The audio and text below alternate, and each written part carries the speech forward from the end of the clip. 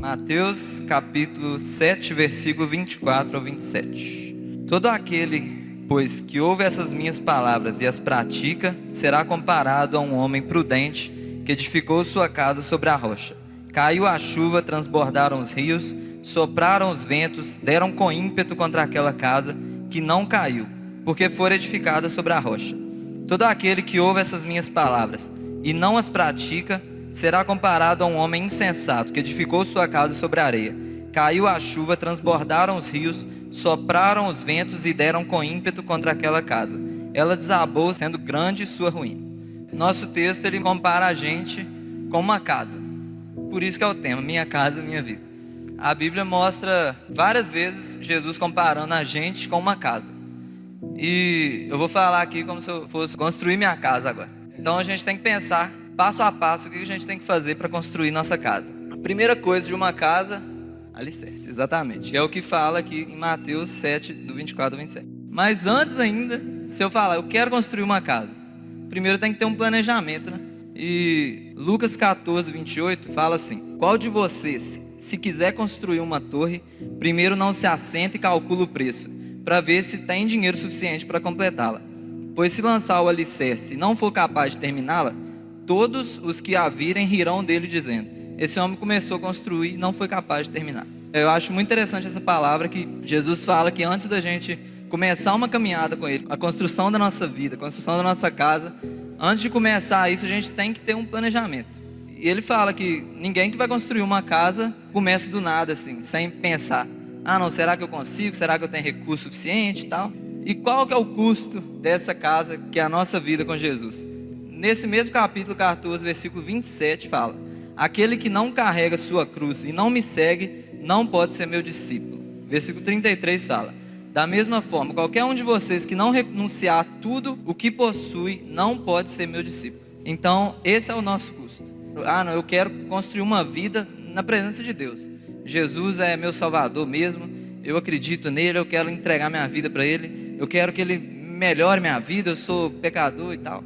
É assim que a gente começa com Deus. Mas primeiro a gente tem que calcular o custo que vai ser essa construção de Deus em nós. E o custo é tomar a nossa cruz e renunciar a gente. Eu vejo que muita gente quer construir essa casa, quer ter uma vida boa com Deus, quer que Jesus seja meu Senhor, não sei o quê. Só que a pessoa não quer renunciar a nada. Eu quero continuar fazendo tudo que eu faço. E Jesus fala claramente que quem fica dessa forma não está construindo uma casa. Às vezes a pessoa está se iludindo. Às vezes a gente pode estar se iludindo. A gente está no caminho de Deus, às vezes indo na igreja, ou fazendo o que parece que tem que ser feito, né? Eu estou construindo minha casa, estou caminhando. Mas na realidade, nem começou ainda. Porque a pessoa está ali aprendendo ali alguma coisa, mas a palavra não entra. Porque essa pessoa às vezes ouve aqui a palavra, gosta, mas sai lá e faz a mesma coisa de sempre, não renuncia a nada. Acha, não, agora é o tempo da graça, então a gente pode continuar pecando, Jesus é misericordioso e perdoa a gente. É assim, tudo bem, mas Jesus fala muito sobre arrependimento, né? A gente arrepender a não continuar nas mesmas práticas. Então, como que eu vou saber o que eu tenho que renunciar? Ler a Bíblia. A Bíblia mostra tudo que a gente tem que renunciar para a gente poder começar a construir nossa casa. E depois de planejado, beleza, agora sim, é o alicerce, é o fundamento. Mateus 7, 24, que a gente leu: todo aquele, pois, que ouve as minhas palavras e as pratica, é comparado a um homem prudente que edificou sua casa sobre a rocha. Eu percebo assim, que muitas pessoas também planejou, não, estou renunciando, beleza, larguei tudo, estou firme. A gente consegue ver nessa pessoa, não, que mudança bacana, a pessoa era assim, assim, assim, agora não é mais. Só que às vezes a gente se depara com pessoa que do nada desanima, ou do nada está animado junto com a gente, do nada some. A gente percebe sim que essa pessoa não está com alicerce. Essa pessoa começou a construir sobre a areia, né? Essa pessoa é comparada na Bíblia como um tolo. Então que a gente não seja essa pessoa boba de começar a caminhar com Jesus, renunciar a algumas coisas, fazer aí talvez o que é pregado e tal, mas não praticar a palavra. A gente ouve a palavra e fala: ah não, isso aí não é muito para mim não, ah isso é muito difícil tal. Claro que a gente não é perfeito, a gente não vai cumprir essa palavra toda, mas o que Jesus quer de nós é um esforço, porque à medida que a gente vai caminhando, vai obedecendo a palavra dele, a gente vai começando a ter um fundamento sólido.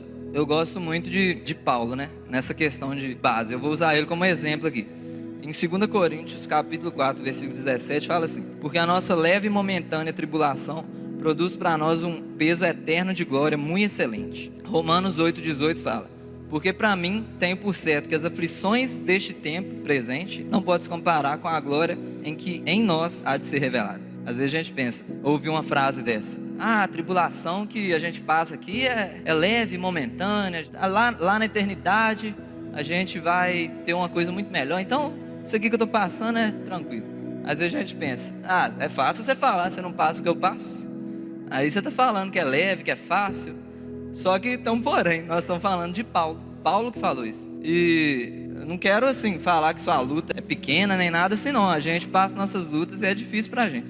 Só que Paulo, eu não acho que ninguém aqui ainda está passando o que ele passou, não. Porque ele foi preso, chicoteado, passou fome. Ele teve 3 naufrágios, pra você ter uma ideia. Foi livrado da morte várias vezes. E as pessoas perseguiam ele, não tinha paz. Assim, paz como a gente vê, ele tinha paz em Deus. Mas tipo assim, não podia sair na rua tranquilamente. Ele era perseguido, as pessoas queriam matar ele. E um cara desse fala, o que eu passo aqui é leve. Isso aí bagunça a nossa cabeça, né? Mas o negócio ele tinha uma base sólida que suportava as tempestades. E é isso que Jesus pede pra gente, ter uma base sólida. Como que a gente tem essa base? A gente leu aqui, obedecendo a palavra de Deus. Não adianta só ouvir, só achar bacana. Se a gente não praticar, nossa base não é sólida. E às vezes a gente não, tá frente. Às vezes a pessoa fica muito tempo na igreja e assim, tá animada e tal, e do nada some, porque veio alguma tempestade, alguma dificuldade. Às vezes a gente fica até com pena da pessoa. Nossa, mas não abandona a fé não, continua com a gente. Mas veio a luta e a pessoa não resistiu. Estou aqui com a camisa Semana da Esperança. Essa semana inteira na universidade a gente fez a Semana da Esperança. Teve palestras, teve conversa e tal. Tudo buscando levar esperança para as pessoas. A gente fez um elemento cultural lá. A gente colocou umas fitinhas representando o mar. Aí em cima tinha um barco de papel representando a nossa vida. E esse barco tinha uma âncora. Aí a gente explicava para a pessoa que as fitinhas são as tribulações que a gente passa na vida. E o nosso barquinho está solto no mar, tipo assim, perdido no meio da tempestade. E um barquinho de papel frágil. É assim que é a nossa vida. A gente é frágil e passa dificuldade. Jesus fala que no mundo tereis aflições. Mas ele pede para a gente ter bom ânimo porque ele venceu o mundo. Mas eu fiquei assustado mesmo, porque a ideia era a pessoa escrever as angústias dela nas fitinhas lá. E assim, coisas pesadas mesmo, a gente viu lá. Pessoas passando muita dificuldade mesmo. E às vezes a gente também olha lá e acha, coeficiente, a pessoa tá perdendo a esperança porque a nota dela tá baixa. Como assim? Porque às vezes isso não afeta a gente, mas uma pessoa que não está com base, talvez qualquer coisa é motivo para ela desanimar. E pior, né? Não era só coisa pequena, tinha coisa pesada lá mesmo. Abuso, homofobia, pessoas que se sentem pressionadas e tal. Então, assim, as pessoas lá fora, e nós também, passamos dificuldades. Mas o que faz a diferença é essa âncora que a gente adotou como símbolo da Semana da Esperança. E a nossa âncora é Jesus, e Ele que firma a gente. E é essa base que a gente tem que ter também. Essa base que Paulo tinha. Por isso que ele passava qualquer tribulação. Inclusive ele encerrou a carreira. Ele fala, antes de morrer ele fala, terminei a carreira e guardei a fé.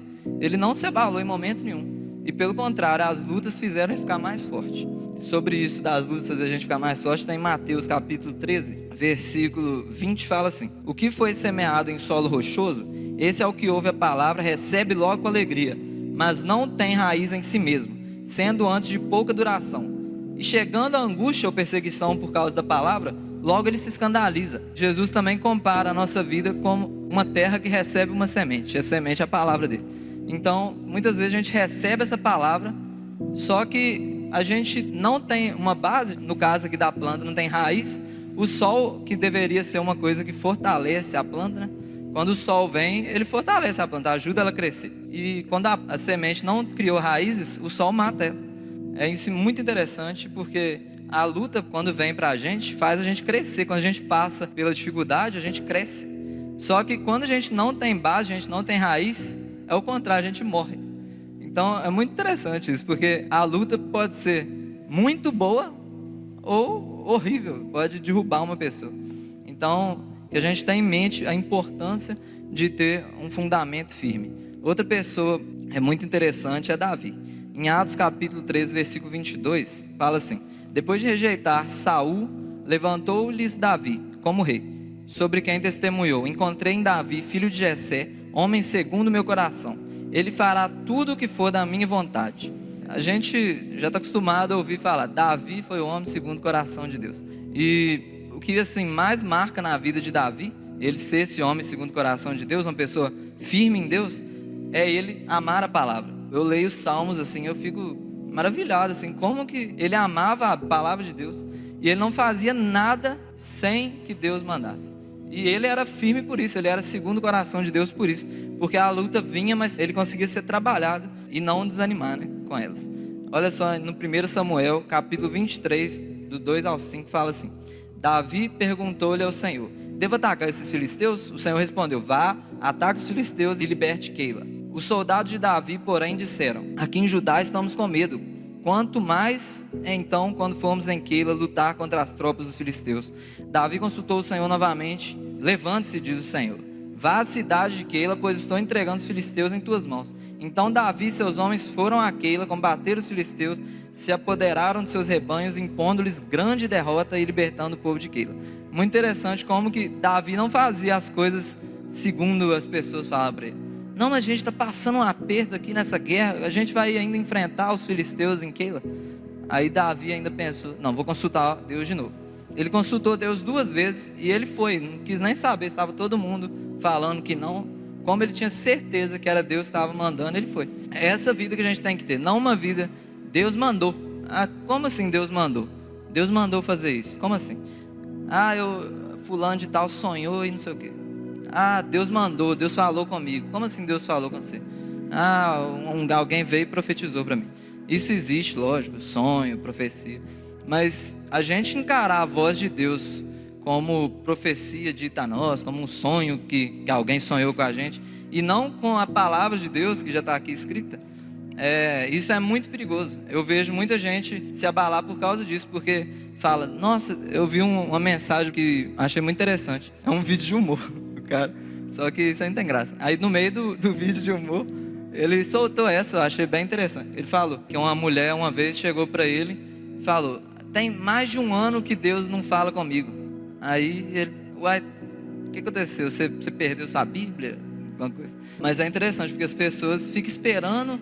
Deus não falou comigo, meu Deus, o que está acontecendo? Quanto tempo o Senhor não fala comigo?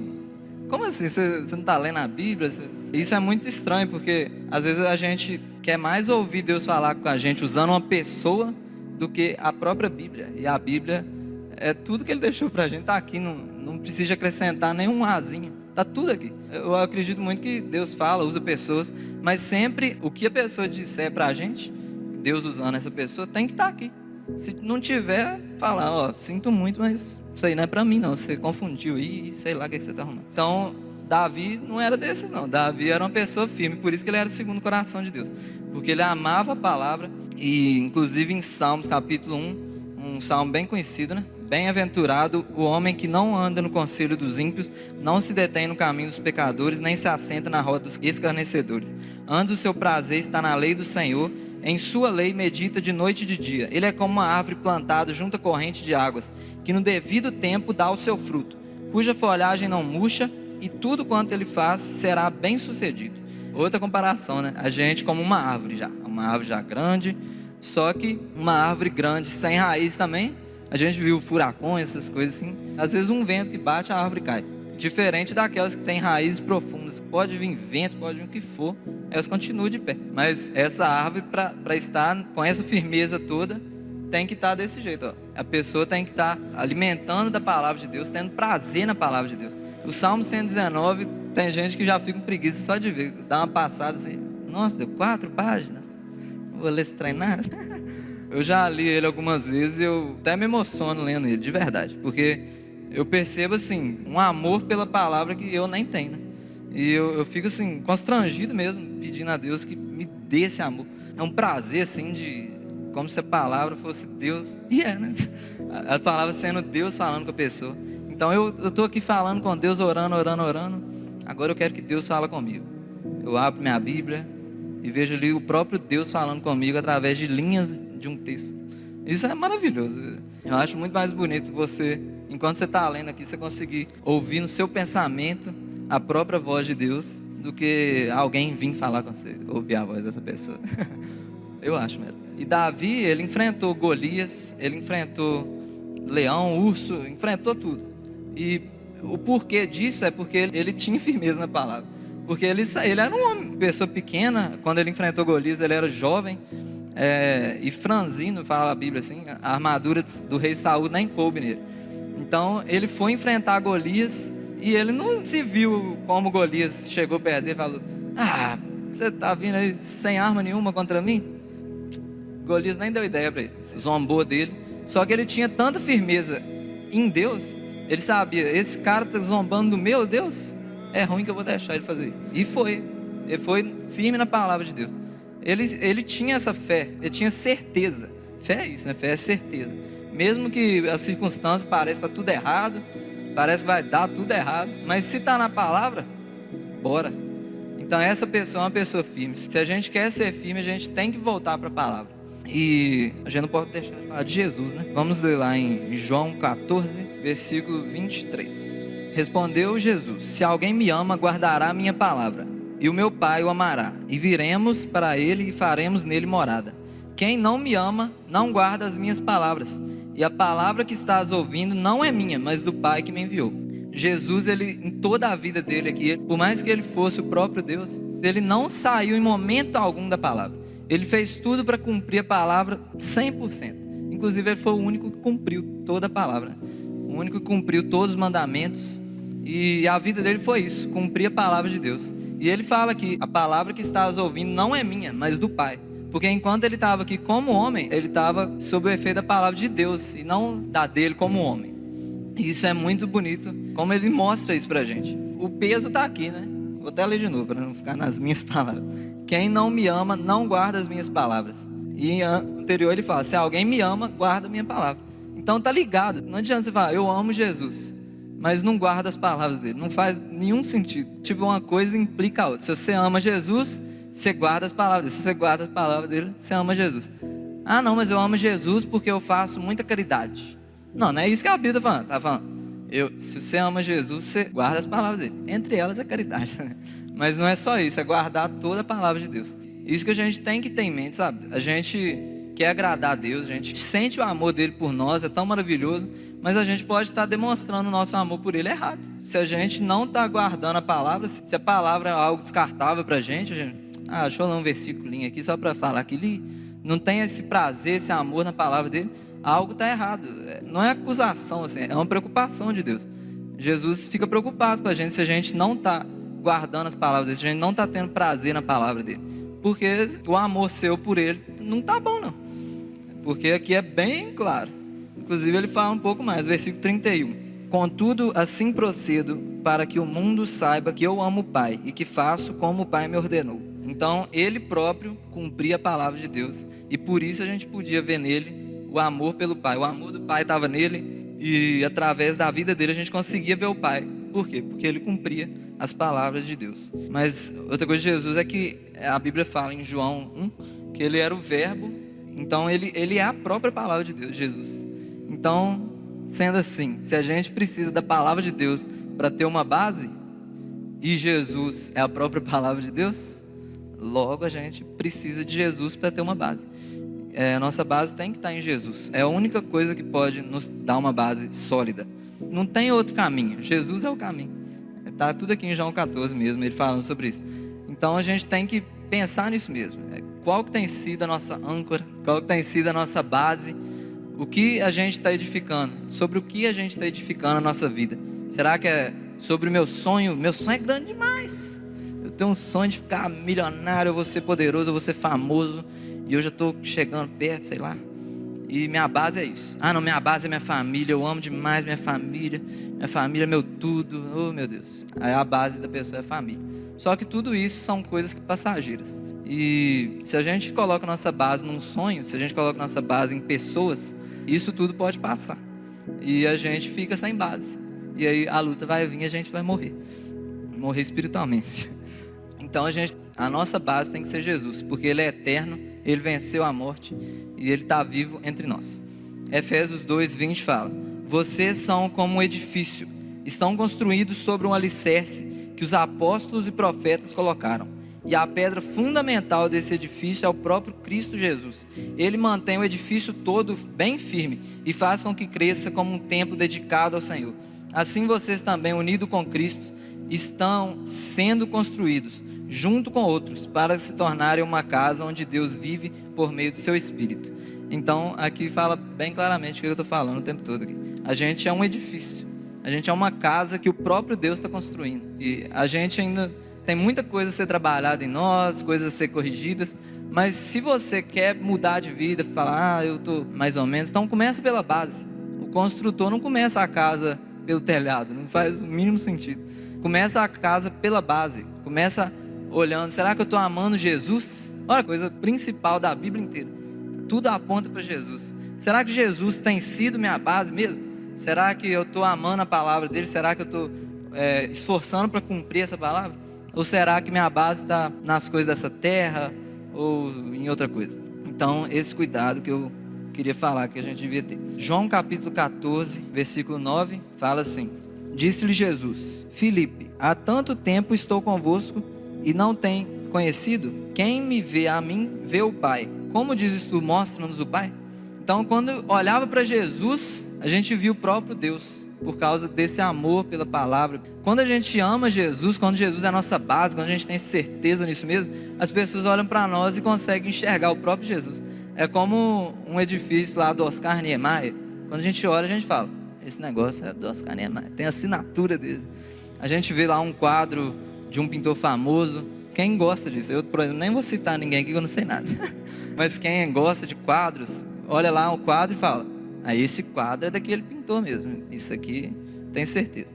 Então, a gente também deve ser uma casa assim, que quando as pessoas olharem, conseguem ver que é Deus que está construindo essa pessoa mesmo, porque os frutos que ela está dando não é um fruto normal, não. Então a pessoa conseguiu olhar para a gente e já ver Deus de cara, assim. Conseguiu olhar para esse edifício que somos nós e conseguir ver a própria assinatura de Deus. Em 2 Coríntios 3, versículo 3 fala: sim, é claro que vocês são uma carta escrita pelo próprio Cristo e entregue por nós. Ela não foi escrita com tinta, mas com o Espírito do Deus vivo. Ela não está gravada em placas de pedra, mas em corações humanos. Então a Bíblia fala também que a gente é uma carta. A gente é uma coisa assim que as pessoas vão ler. Olha que interessante. Então, nisso mesmo que eu estou falando, outro versículo que comprova isso, que as pessoas podem olhar para a gente e já ver Deus em nós. E esse é o nosso chamado, que a gente possa construir essa casa certinho, com a base sólida em Jesus, sendo edificado dia após dia com Ele. Tá, depois da base, a gente tem que continuar a construção, né? E aí vem o revestimento. Efésios capítulo 6, versículo 11: revestivos de toda a armadura de Deus, para poderes ficar firmes contra a cilada do diabo. Porque a nossa luta não é contra sangue e carne, e sim contra principados, potestades, contra os dominadores desse mundo tenebroso, contra as forças espirituais do mal nas regiões celestes. Portanto, tomai toda a armadura de Deus, para que possais resistir no dia mau, e depois de terdes vencido tudo, permanecer inabaláveis. Essa palavra, vamos focar nela aí, ó. Depois de vencer tudo, a gente permanecer inabalável. Então nossa base está sólida. Estais, pois, firmes, cingindo de toda a verdade, vestindo da couraça da justiça, calçais os pés com a preparação do evangelho da paz, embraçando sempre o escudo da fé, com o qual pode apagar todos os dados inflamados do maligno. Tomai também o capacete da salvação, a espada do Espírito, que é a palavra de Deus, com toda oração, súplica, orando em todo o tempo no Espírito, e para isso vigiando com toda perseverança, súplica por todos os santos. Então, se a gente quiser começar aí, eu quero atentar mais para a palavra de Deus, eu quero obedecer ela de verdade. Começa aqui, ó, pelo seu revestimento. Como que está o seu revestimento? Será que sua casa está sem parede? Está sem teto? Qualquer coisa que vem atinge. Nossa, o que está acontecendo com você? Está triste? Ah, a pessoa falou isso e isso de mim, eu tô triste. Aí às vezes acontece isso toda hora. Tudo bem, às vezes é pesado mesmo. Mas às vezes acontece a mesma coisa toda hora, a pessoa sempre atingida, sempre atingida. A pessoa parece que não tem um telhado, qualquer chuva que vem tá molhando ela toda. Eu não vou parar muito nesse texto não, mas eu queria que vocês lessem ele em casa, parando mesmo, pensando em cada ponto que está falando aí. Eu só quero destacar esse porque fala: tomai sobretudo o escudo da fé, com o qual vocês podem apagar o dardo inflamado do maligno. Então, se ele fala sobretudo, é porque ele está querendo dar um destaque maior. Então, eu também vou dar esse destaque no escudo da fé. Talvez a gente está sem fé, e por isso que dardo é flecha, né? Toda flecha que vem contra nós, toda luta está atingindo a gente em cheio. A gente não tem nada, a gente está no meio da guerra com as mãos abanando assim, igual o filme Até o Último Homem. Quem já viu sabe o que eu estou falando. A gente está no meio da guerra, sem escudo, sem nada protegendo a gente, e tudo que vem atinge mesmo. Então vão atentar para esses pontos, porque Jesus está preocupado com a gente. Ele não quer que a gente fique uma pessoa toda fraquinha, uma casa, talvez só tenha uma base. Às vezes a gente vê na pessoa, luta, a pessoa não desiste. É bacana, porque a pessoa tem uma base, mas está sem parede, está sem teto. Então vão atentar para isso também, a gente ter nossa base, mas também ter um revestimento. E para finalizar, eu vou ler alguns versículos rapidamente, porque essa casa, que é a nossa vida, não está completa. Por mais que a gente vai se esforçar, a gente vai conseguir fazer uma base boa, a gente vai conseguir revestir, mas ainda nós vamos ser atingidos de vez em quando, e a gente tem que estar firme. Então essa casa não está pronta, e ela só vai ficar pronta quando a gente for para o céu com Jesus. Então vou ler alguns versículos só para reforçar o que eu estou falando. Provérbios capítulo 4, versículo 18, fala assim: mas a vereda dos justos é como a luz da aurora, que vai brilhando mais e mais até ser um dia perfeito. Então a gente vai caminhando na dificuldade, a gente vai tentando e tal, mas a gente não é perfeito. E enquanto a gente não chegar lá no céu, a gente não vai ser perfeito. Então às vezes a gente fica se cobrando demais também. Eu não consigo. Mas creia em Jesus, continua confiando nele, porque ele está trabalhando. Dia após dia a nossa luz vai aumentando até que a gente vai ser um dia perfeito, iluminado. Isso aqui é uma poesia, fica até difícil, mas cada um interpreta. Romanos 8,19 fala: o universo todo espera com muita impaciência o momento em que Deus vai revelar o que os seus filhos realmente são. Então a gente ainda é um edifício meio um barraquinho, né? Mas um dia a gente vai ser realmente um grande edifício, aqueles mais bonitos. E a natureza, ela está aguardando esse dia que todo mundo vai olhar e ver a gente descendo com Jesus nos ares. Vai ser assim, nova criatura, né? A gente vai ser finalmente perfeitos. A gente vai ser uma obra finalizada.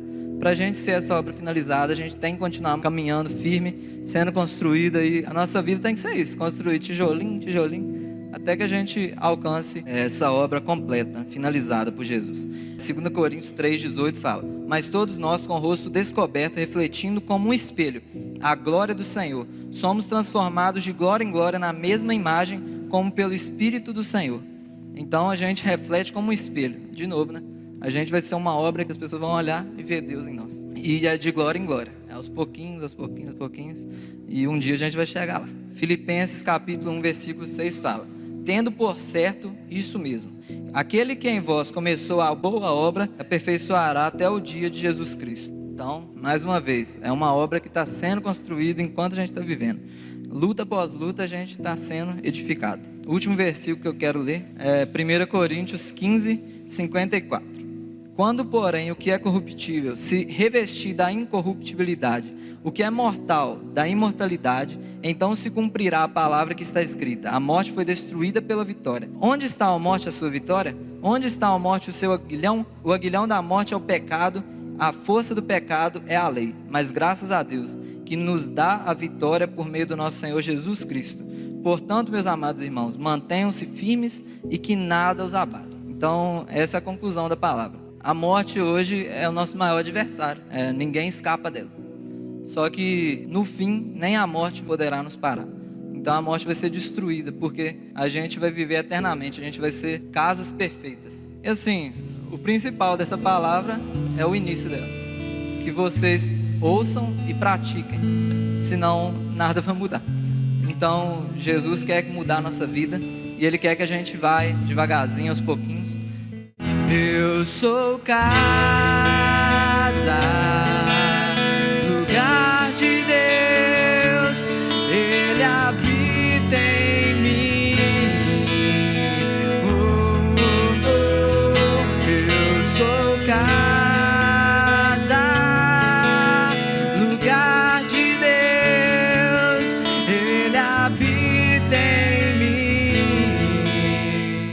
Sabemos, Deus, que somos casa do Senhor, Jesus, morada do Senhor, mesmo ainda sendo casas, às vezes, que está caindo aos pedaços, Senhor. Nós cremos que o Senhor é o edificador da nossa vida, da nossa casa, Deus.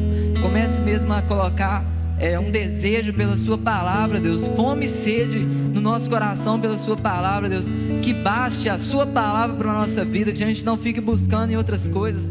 Ô Jesus, venha ser a nossa base, a nossa âncora que nos dá firmeza, faça em nós criar raízes, Deus, firmes, e que nada, Deus, nenhuma tempestade venha abalar nossas vidas, ó Pai. Que o Senhor conforte, console o coração de todos que estão passando tempestades nesse momento, Pai, em nome de Jesus, e ajude-os a ter uma casa edificada pelo Senhor, que dia após dia o Senhor esteja nos revestindo do seu poder, Pai, que o Senhor esteja nos alimentando a nossa fé, Deus, fazendo a gente cada dia crescer mais, até a gente ser uma casa perfeita, onde todos possam olhar, Deus, e ver o Senhor em nós, em nome de Jesus, amém.